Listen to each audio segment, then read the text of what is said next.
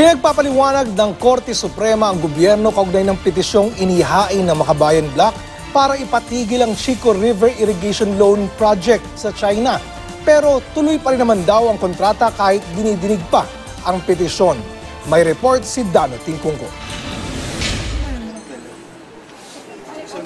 Ipinagutos ng Korte Suprema sa gobyerno na sagutin ang petisyon ng Makabayan Bloc na ipatigil ang Chico River Irrigation Loan Project sa China na nakakahalaga ng 3.6 billion pesos.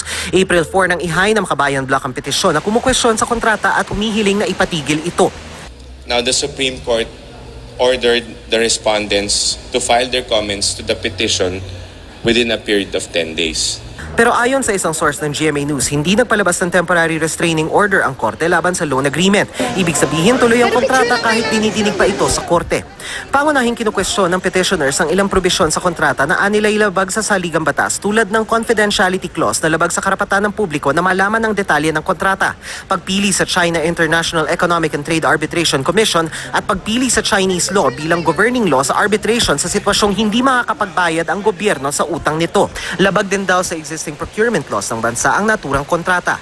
Dati nang binatikos ni Senior Associate Justice Antonio Carpio ang naturang kasunduan maging ang kasunduan sa Kaliwa Dam Project dahil sa mga probisyon umanong ginagawang collateral ang ilang patrimonial asset ng bansa, bagay na pinabulaanan ng Department of Finance. Sa en-bank session din kanina ng korte, ginawa na nitong permanente ang nauna nitong TRO na ipinalabas laban sa pagputol ng mga pine trees sa Luneta Hills sa Baguio City sa bahagi ng isinasagawang expansion ng SM City Baguio. Kaugnay ito ng petisyong inihain ng Cordillera Global Network noong 2015 sa korte na kumukwestiyon sa pagpayag noon ng DENR sa pagputol sa mga puno.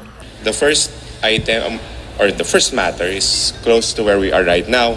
It involves a temporary restraining order which was issued by the Supreme Court way back in March 24, 2015, which prohibited the cutting and balling of trees at Luneta Hill in Baguio City, where the SM Mall is currently expanding. December 2014 ang pagtibayan ng Court of Appeals ang pagbasura ng naunang environmental case ng grupo sa Baguio RTC laban sa SM.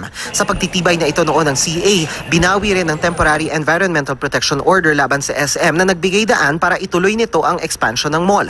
March 24, 2015, unang ipinalabas ng korte ang TRO laban sa naturang expansion ng mall. Pero nilinaw ng korte, maaari pa rin daw ituloy ng SM ang expansion nito kung makakakuha ito ng environmental compliance certificate sa DENR. The permanent status of the temporary restraining order is without prejudice to the filing of an application for an environmental compliance certificate in accordance with existing laws and regulations. Hinihintay pa ng GMA News ang sagot ng SM sa utos ng Korte Suprema.